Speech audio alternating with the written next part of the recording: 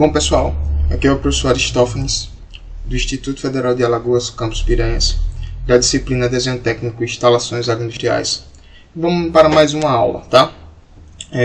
Dessa vez nós vamos falar sobre o memorial descritivo para construções de agroindústrias e tratar também das partes construtivas, tá? A gente vai abordar aqui as recomendações para paredes, portas, iluminação e ventilação de uma agroindústria. Então são detalhes mais construtivos para poder trazer o conforto aos trabalhadores e atingir aí o objetivo, que é uma produção adequada junto com esse conforto ao trabalhador.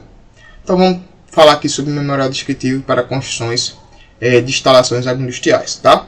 Antes de começar falando, queria falar aqui uma observação e dizer que para a construção civil, o memorial descritivo possui um papel significativo e ele é obrigatório, tá? Pela Lei 4.591/64.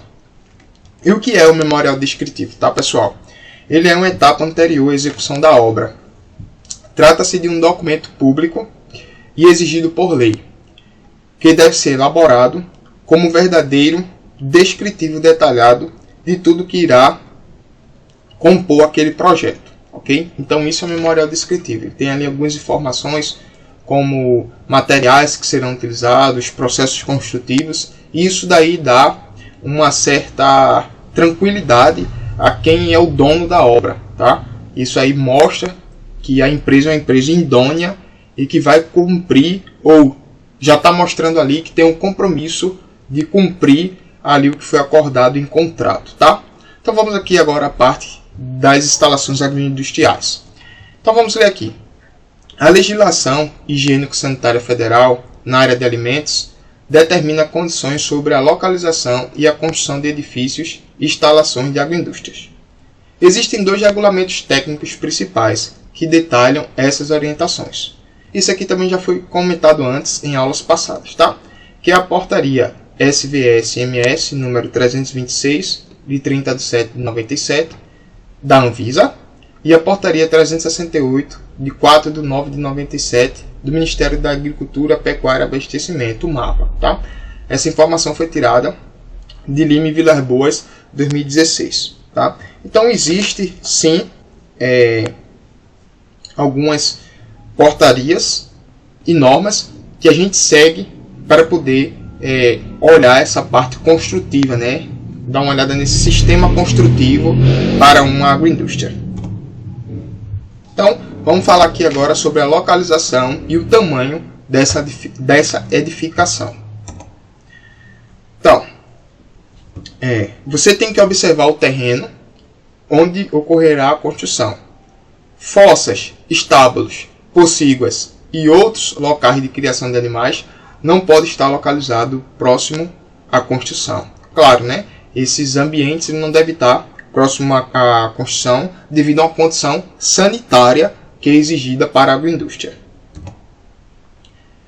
A pavimentação das áreas destinadas à circulação de veículos transportadores deve ser realizada com material que evite formação de poeira e empoçamentos. Nessas áreas, a pavimentação pode ser realizada com britas. Isso está numa instrução normativa número 5 de 2017. Então, ele está usando aqui uma das funções do agregado graúdo, que é da brita, que é exatamente, pode ser utilizado nessa pavimentação, nessa estabilização da estrada, né? Não deixando em terra batida para não gerar poeira, ou outro tipo de calçamento, que também poderia ser, você também poderia calçar com betuminoso, né, que é o piche que a gente fala, ou um calçamento de concreto, mas ele está usando ali a brita por até uma questão ali de facilidade de você ter uma terra batida, você joga ali o agregado graúdo, já dá uma estabilização nisso e não gera tanta poeira, tá? Então, outro cuidado importante é verificar a posição do sol, né? Verificando a orientação no sentido leste-oeste sobre o terreno, para que parte da edificação, onde receberá maior incidência dos raios solares no período da tarde, não seja a área de processamento ou dos fornos devido ao aumento de calor. Bom, então, você deve colocar, né, essa parte aqui que é o processamento, ou dos fornos, naquela área onde ela recebe o sol pela manhã, que é na área leste. Tá? Aqui no hemisfério sul, onde nós estamos no Brasil, no hemisfério sul, a face norte, tá? Deixa eu até colocar aqui essa imagenzinha que foi tirada aqui de Ramos de 2015. A face norte é a que recebe a maior incidência de sol durante o dia. E a face sul é a que menos recebe o sol. A face leste recebe o sol da manhã e a oeste o sol da tarde. Então, de preferência, esses ambientes de processamento de formas, ele deve estar aqui voltado para a face leste, porque ele recebe o sol da manhã e não recebe aí o sol da tarde, uma incidência menor de sol aí durante a tarde. A área total e a área de cada setor, ou seja, escritório, banheiro, refeitório, linha de produção, devem ser projetadas a partir da capacidade de produção atual e futura da agroindústria. Eu já tinha dito isso antes em uma aula nossa. Você tem que prever esse aumento, né? Aumento na produção, né? Na capacidade produtiva. No futuro, você pode querer ampliar essa agroindústria. Então, você já tem que ver possíveis expansões nessa agroindústria. Ou seja, um terreno maior, já deixar isso preparado, para você não precisar de uma expansão e ter que mudar de local. Isso seria uma coisa ruim devido aos custos elevados nessa mudança. Então, para o dimensionamento correto é necessário verificar quais equipamentos, a capacidade de produção e as dimensões para avaliar a disposição dentro de cada espaço. Com as dimensões e a disposição dos equipamentos no ambiente, é preciso calcular o espaço de trabalho e circulação entre os equipamentos. Então ele coloca ali entre 50 e 60 centímetros essa circulação, nessa distância entre um equipamento e outro, ou essa distância entre o equipamento e uma parede, a distância entre um equipamento e outro, de 50 a 60 centímetros, para poder ter essa circulação de uma forma melhor dos trabalhadores. Então, seria mínimo de 50%, 50% não, de 50 centímetros. Mínimo entre 50 e 60 centímetros, essa distância entre equipamentos ou entre o equipamento e a parede da sua agroindústria. Tá? Então, ele diz ali, devem ser instaladas barreiras sanitárias em todos os pontos de acesso à área de produção. A barreira sanitária consiste em lavador de botas, pias, né, o pé dilúvio, né, é um lavador de botas, pias com torneiras com fechamento sem contato manual, aquelas que você abre e ela fecha sozinha, automática, sabão líquido inodoro e neutro, toalhas descartáveis de papel não reciclável brancas ou dispositivo automático de secagem de mãos, cesto de lixo de papel com tampa acionados sem contato manual e substância sanitizante. Pode ser álcool 70. Isso está onde? Em outra norma, na Instrução Normativa número 5 de 2017. De acordo com outra Instrução Normativa, a número 16 de 2015, do MAPA, vejam que ela é baseada em várias normas. E a gente está trazendo aqui um resumo dessas normas para vocês. Então, agroindústria de pequeno porte, produtos de origem animal, pode ser localizada próximo à residência dos agricultores familiares. Então, aquelas pequenas agroindústrias, sim, ela pode ser localizada próxima ali à residência dos agricultores. Mas olha o que ele fala aqui, né, na Instrução Normativa número 5. Ele diz, quando o estabelecimento processador de alimentos estiver instalado perto, né, da residência, deve possuir um acesso independente. Então você não deve ter um acesso nessa sua agroindústria por dentro da casa, da residência. Você tem que ter um acesso independente dessa agroindústria. Por tudo, né? Por questão sanitária, por questão de segurança também, uma rota de fuga, uma saída rápida dessa agroindústria, você tem que ter sim acessos independentes da residência. Tá? Agora vamos falar sobre as paredes, tá? Que já é um elemento construtivo muito ligado à engenharia civil, e essa é a nossa parte de agora, que nós vamos focar nisso. Então, quais são as recomendações básicas conforme normas? Qual norma é essa, professor? RDC número 275 de 2012, tá? Ela traz algumas características para essas paredes de agroindústria. Então, paredes das agroindústrias. A gente já está vendo aqui uma fotozinha aqui, né? Que mostra aqui uma área da agroindústria e você vê que é com cerâmica, que é um material adequado para essas agroindústrias. Vamos ver essas características agora. Tá? As paredes das agroindústrias devem ser de cores claras, superfícies lisas, lavável e impermeável, até pelo menos 2 metros de altura ou uma altura adequada àquela indústria, tá? A agroindústria. Não pode ser menor do que 2 metros. Então você vê aqui, nesse caso, é uma cor clara, é uma superfície lisa dessa foto aqui, é lavável, impermeável e ela está, claro, a mais de 2 metros. Então ela está atendendo o que a RDC número 275 está trazendo. Esse material dessa parede, desse revestimento, deve ser resistente à aplicação de produtos de limpeza. Claro, você vai estar em constante limpeza dessa agroindústria. O acabamento deverá impedir o acúmulo de poeira. Também, né? Você dá prioridade a utilizar cerâmicas maiores do que cerâmicas menores. Cerâmicas de uma dimensão maior, ela tem menos junções, menos rejuntes. E rejunte, sim, é um local onde você pode acumular sujeira, poeira e água, umidade. Então, se você usa cerâmicas maiores, você tem menos rejuntes e com isso é adequado cerâmicas maiores para o uso em agroindústrias.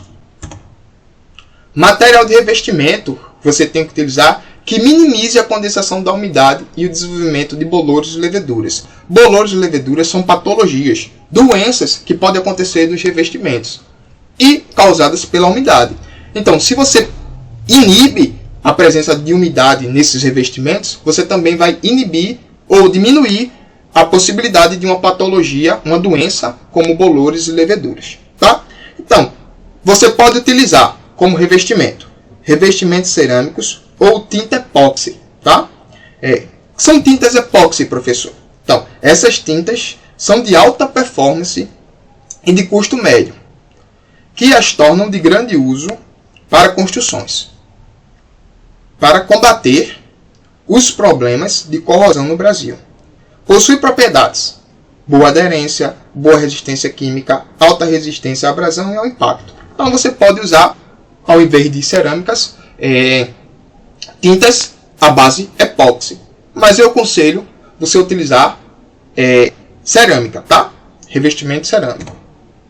Bom, então vamos ver aqui agora um detalhe construtivo de construção civil muito importante que você tem que ter na agroindústria. Por exemplo, os cantos entre as paredes e os tetos, né?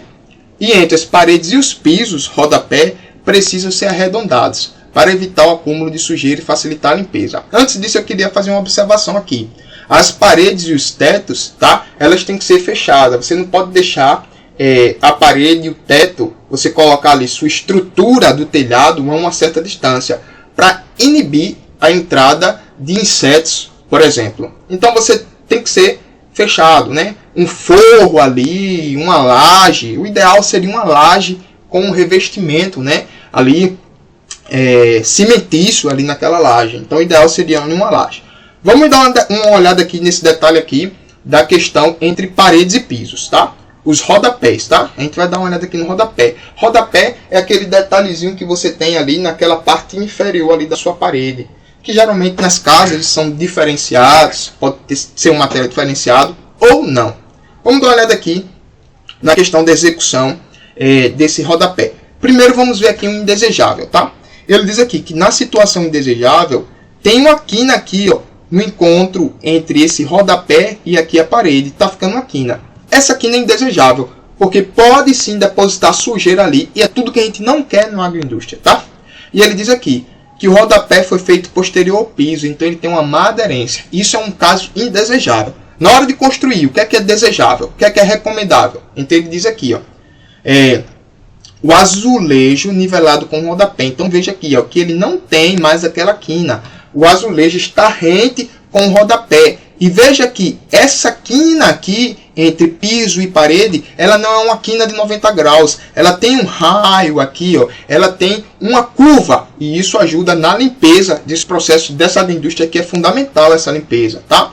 O rodapé é homogêneo com o piso. Então isso foi feito aqui, ó, quase aqui que de uma única vez. Então ele é homogêneo, não tem uma diferença. E como são materiais que podem ser ali terem trabalhabilidades diferentes, devido ao calor, expandir mais do que o outro, você coloca aqui uma junta de dilatação que pode ser de um material mastic, tá? Por que isso, professor? Porque esses dois materiais podem se deformar com a variação da temperatura, tá?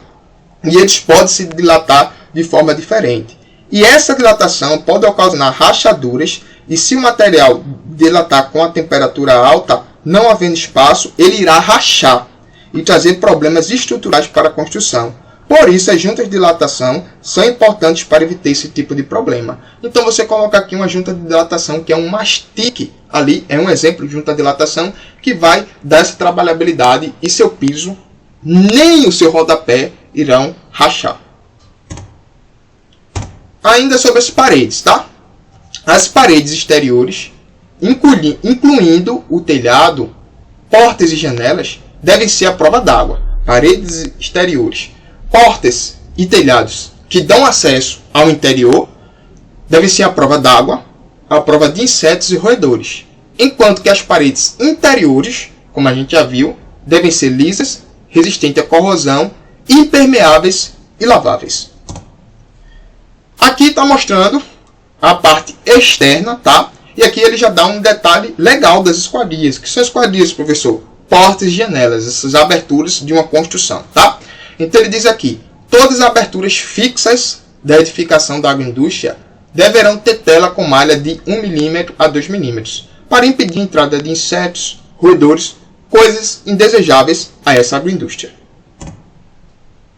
Aqui a gente termina a nossa aula. Está aqui as referências bibliográficas e até a próxima.